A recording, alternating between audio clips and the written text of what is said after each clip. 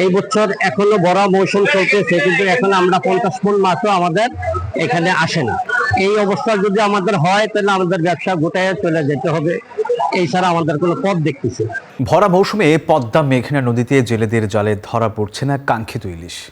ধার দেনা জর্জরিত পরিবারের খরচ বহন করতে হিমশিম খাচ্ছেন চাঁদপুরের জেলেরা।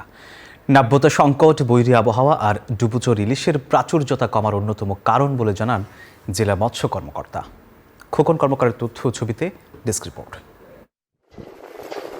আষাঢ় শ্রাবণ ইলিশের ভরা মৌসুম, কিন্তু চাঁদপুরের পদ্মা মেঘনা নদীতে জেলেদের জালে ধরা পড়ছে না কাঙ্ক্ষিত ইলিশ। এতে বিপাকে পড়েছেন জেলেরা। ধার দেনা করে পরিবারের খরচ বহন করতে হিমশিম খাচ্ছেন। দেশ জুড়ে যে কোনো কেনাকাটায় 10,000 টাকার বেশি অফার, তাই পেমেন্ট মানেই বিকাশ। অনেকে এই বছর এখনো বড় মৌসুম চলতেছে, কিন্তু এখন আমরা 50 মণ মাছও আমাদের এখানে আসে না। এই অবস্থা যদি আমাদের হয় তাহলে আমাদের ব্যবসা গোটায় চলে যেতে হবে, এই ছাড়া আমাদের কোনো পথ দেখতেছি। পলি জমে ডুমুচর জেগে ওঠার পাশাপাশি অবৈধ জালের ব্যবহার ও সাগর পাড়ে নদীর মুখে টং জাল পুঁতে রাখার কারণে মিঠা পানিতে ইলিশ আসতে বাধাপ্রাপ্ত হচ্ছে বলে ধারণা অনেকের।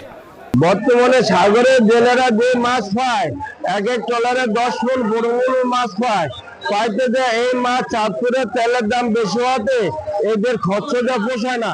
কম বৃষ্টিপাত, নাব্যতা সংকট, বৈরী আবহাওয়া ও ডুবুচর পদ্মা মেঘনায় ইলিশের প্রাচুর্যতা কমার অন্যতম কারণ বলে জানান জেলার শীর্ষ এই মৎস্য কর্মকর্তা।